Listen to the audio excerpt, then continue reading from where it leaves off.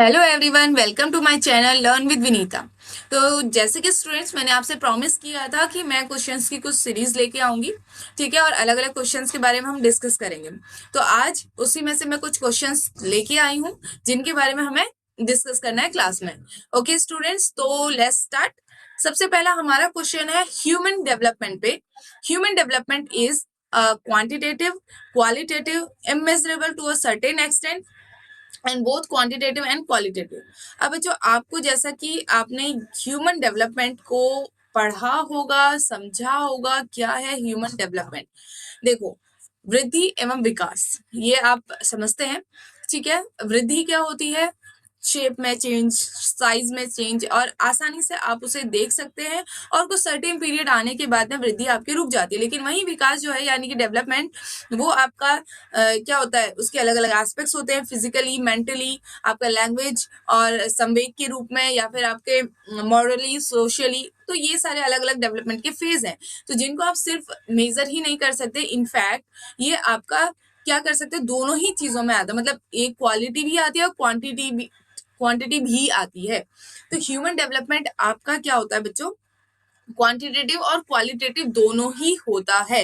एक life long चलने वाला प्रोसेस है, ठीक है। तो यहाँ पर आसानी से अगर यहाँ पर पूछा गया होता वृद्धि, उसके बारे में, तो आप किस में लगाते? मात्रात्मक, यानी कि किस में आंसर करते? क्वांटिटेटिव। लेकिन जब आपका यहाँ पे डेवलपमेंट की बात हो रही है, तो आप डायरेक्ट आंसर किस पे जाके करेंगे बच्चा? आपका ऑप्शन नंबर फोर्थ, यानी कि बोथ क्वांटिटेटिव एंड क्वालिटेटिव आपका सही होगा, ठीक है। इसके बारे में बात करते हैं, अगले क्वेश्चन की तरफ बढ़ते हैं। The nature nurture debate refers to, यानी कि प्रकृति पोषण वाद विवाद। प्रकृति पोषण वाद विवाद, ये आपने पढ़ा है, लेकिन हो सकता है थोड़ा सा अंडरस्टैंड ना कर पाए हो, चीजों को ना समझ पाए हो। नेचर और नर्चर से क्या मतलब है? अब देखो बच्चों, ये आपने वातावरण और हेरिडिटी, वंशानुक्रम और वातावरण के तौर पे आपने पढ़ा होगा। देखो, जनरली बहुत सारे मनोवैज्ञानिक ऐसे हैं जिनका ये कहना है कि भाई, जो भी हमारे आसपास बच्चा है, जो भी विकसित हो रहा है, तो वो बच्चा कैसे विकसित हो रहा है, कुछ उसमें इफेक्ट पड़ रहा है आपके हेरिडिटी का, और कुछ उसमें इफेक्ट पड़ रहा है एनवायरनमेंट का। लेकिन वहीं बहुत सारे मनोवैज्ञानिक है जो मानते हैं कि भैया नहीं, भाई सिर्फ और सिर्फ वंशानुक्रम का इफेक्ट पड़ रहा है, और कुछ मानते हैं कि नहीं, सिर्फ और सिर्फ एनवायरनमेंट का इफेक्ट पड़ रहा है। तो ऐसे बहुत सारे साइकोलॉजिस्ट हैं जो ये मानते हैं, कि अलग अलग मानते हैं, दोनों का मानना अलग अलग है। जैसे मैं आपको एक स्टोरी बता दी हूँ, रामू नाम का, मोगली की स्टोरी जनरली आपने सुनी होगी।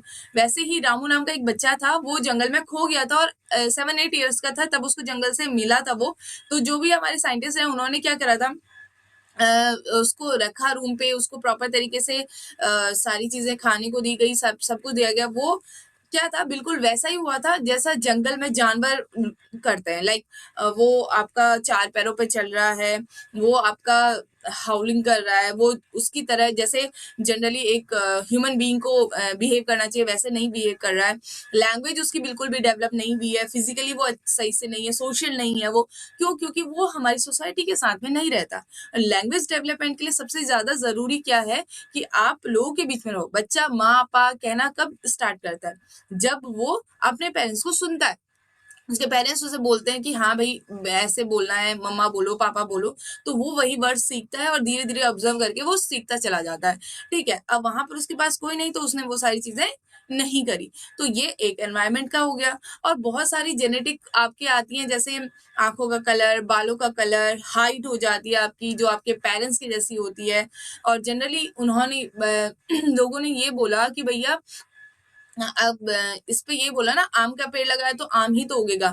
तो ये जेनेटिक्स, ये वंशानुक्रम, इस तरीके से उन्होंने, कुछ साइकोलॉजिस्ट ने माना।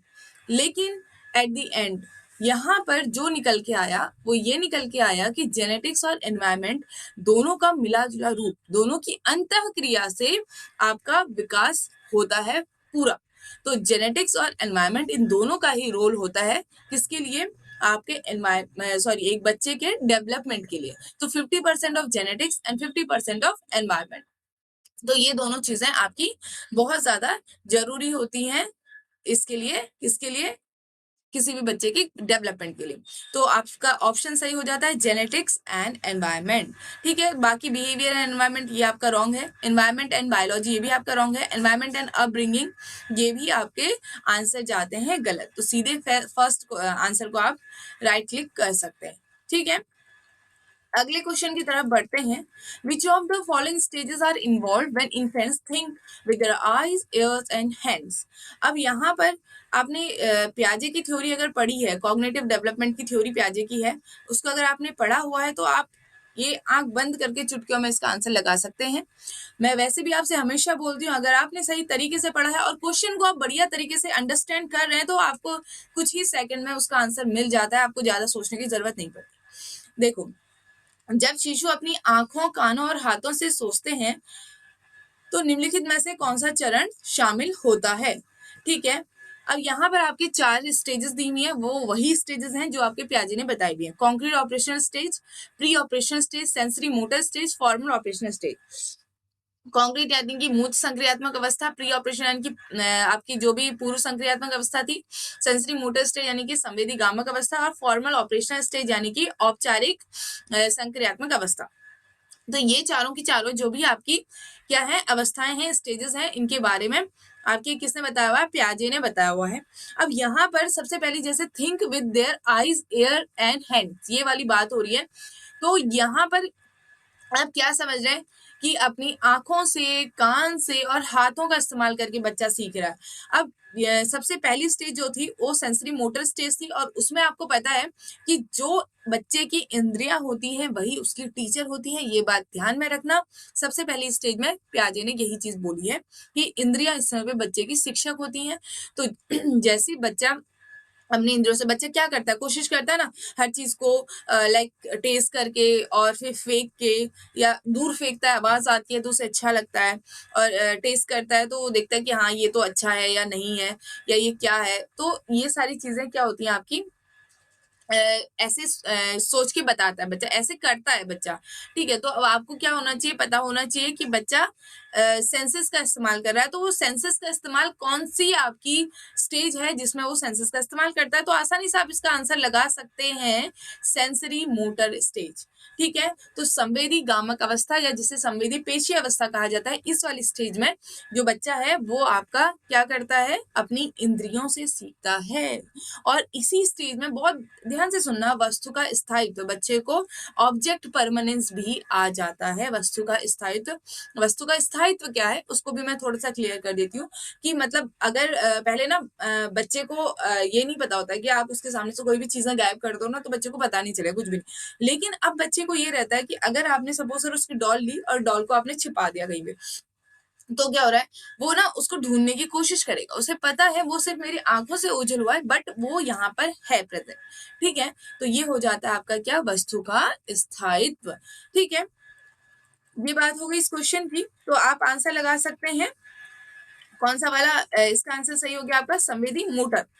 अगले क्वेश्चन की तरफ बढ़ते हैं। A child starts to cry when his grandmother takes him from his mother's lap. The child cries due to stranger anxiety, separation anxiety, social anxiety या emotional anxiety.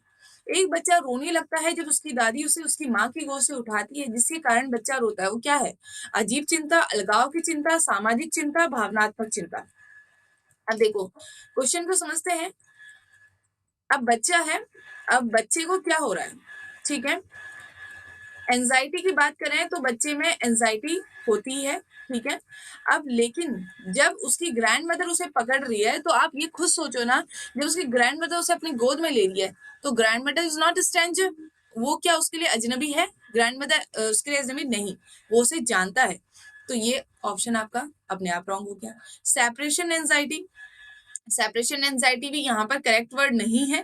ठीक है, अभी मैं बताऊंगी। सोशल एंजाइटी, अब ऐसा तो नहीं है कोई सोसाइटी या कुछ ऐसा जुड़ा हुआ है, तो ये सोशल एंजाइटी भी आप अपने आप ही गलत कर सकते हैं। इमोशन एंजाइटी, अब देखो सेपरेशन एंजाइटी और इमोशन एंजाइटी जनरली आपको क्या लगेगा, ये दोनों ऑप्शंस जो हैं ये आपको करेक्ट लगेंगे, और ये दोनों ऑप्शंस जो हैं ये आप सीधे सीधा इनकरेक्ट कर देंगे। भैया ऐसा तो हो ही नहीं सकता कि अपनी ग्रैंड मदर के सामने बच्चा स्ट्रेंजर एंजाइटी शो करे या सोशल एंजाइटी शो करे। अब आपके पास दो ही ऑप्शन आते हैं, सेपरेशन एंजाइटी और इमोशनल एंजाइटी। तो ये थोड़ा सा दिक्कत करने वाले क्वेश्चंस होते हैं, जो आपको सेम सेम ऑप्शंस लग रहे होते हैं कि भैया ये भी हो सकता है, ये भी हो सकता है। अब देखो, हाँ, हो सकता है कि बच्चे को सेपरेशन एंजाइटी हो, लेकिन बच्चा वहां पे, क्योंकि वो अपनी ग्रैंड मदर के साथ रहता है, अगर कोई और बंदा होता है तो तब हम कह सकते थे, लेकिन वो अपनी ग्रैंड मदर के साथ रहता है जो उसके साथ हमेशा है वहां पे 24 आवर्स, तो उसे सेपरेशन एंजाइटी तो नहीं होती है। यहाँ पर सीधा सीधा, क्योंकि आपका बच्चा जब अंदर के वॉर्म से होता है, वॉर्म के बाद वो बाहर आता है, तो उसके बाद ही वो क्या होता है, पूरी तरह से कनेक्ट रहता है अपनी मदर के साथ में, इसीलिए वो इमोशनली अटैच होता है अपने माँ के साथ में, क्योंकि उसने पैदा होते ही अपनी माँ को, क्योंकि मैंने क्या बोला था आपको, सेंसेस का इस्तेमाल करता है ना बच्चा, उसने इमोशन, वो आपका अपने सेंसेस के थ्रू अपनी माँ से कनेक्ट रहता है। तो जब भी अगर उसकी दादी उसको अपने गोद में लेती है, तो बच्चे के अंदर क्या आ जाता है, इमोशनल एंजाइटी आ जाती है, और जिसकी वजह से वो क्या करता है, रोने लगता है। तो आप यहाँ पर इसका सीधा आंसर क्या कर सकते हैं, इमोशनल एंजाइटी, इसका डायरेक्ट आंसर आप लगा सकते हैं। समझ गए बच्चों? तो इसका आंसर हो गया आपका इमोशनल एंजाइटी। अगले क्वेश्चन की तरफ बढ़ते हैं। Which of the following is a domain of learning? निम्नलिखित में से कौन सा सीखने का क्षेत्र है? स्पिरिचुअल, प्रोफेशनल, एक्सपेरिमेंशियल, अफेक्टिव, आध्यात्मिक, पेशेवर, अनुभवात्मक या प्रभावशाली? तो बच्चों यहाँ पर मैं आपको सीधे ये बताऊं, आपके जो लर्निंग के डोमेन होते हैं वो आपके 3 टाइप्स के होते हैं, 3 डोमेन्स होते हैं लर्निंग के। अब ये 3 डोमेन आपके क्या रहते हैं, जो आपका सबसे पहला है कॉग्निटिव, दूसरा आता है आपका, आप इसको नोट कर सकते हैं, दूसरा डोमेन आता है आपका अफेक्टिव, और तीसरा डोमेन आता है साइकोमोटर, यानी कि संज्ञानात्मक, दूसरा आता है आपका संवेगात्मक, और तीसरा आता है आपका संवेगात्मक या फिर भावात्मक भी आप इसे कह सकते हैं, और तीसरा आता है आपका मनोगत्यात्मक, साइकोमोटर, यानी कि क्रियात्मक भी कई बार इसे बोला जाता है। तो आपका यहाँ पे डायरेक्ट आप यहाँ पे देख रहे हैं, स्पिरिचुअल ये नहीं होगा, प्रोफेशनल ये नहीं होगा, एक्सपेरिमेंशियल ये भी नहीं होगा, तो आपका बचता है कौन सा, इफेक्टिव। तो मैंने आपको 3 बताए, 3 में से आपका एक बताया मैंने कॉग्निटिव वाला, ठीक है, दूसरा मैंने बता दिया इफेक्टिव वाला, और तीसरा मैंने आपको बता दिया कौन सा वाला, साइकोमोटर, ठीक है, साइकोमोटर। तो ये तीनों जो है आपके, ये तीनों आपके क्या है, डोमेन्स है। अब कॉग्निशन, जहाँ पे बच्चा सीखता है, समझता है, सारी चीजें, मानसिक संक्रियाएं जो भी वो करता है वो सारी कॉग्निशन में आ जाता है। And then after affective domain, affective domain में आपकी सारी चीजें कैसे आती है, जो भी भावनात्मक तरीके से जो भी बच्चा सोचता है, जो भी उसके संवेग होते हैं, हंसना, रोना, गुस्सा दिखाना, ये सारी चीजें आ जाती है।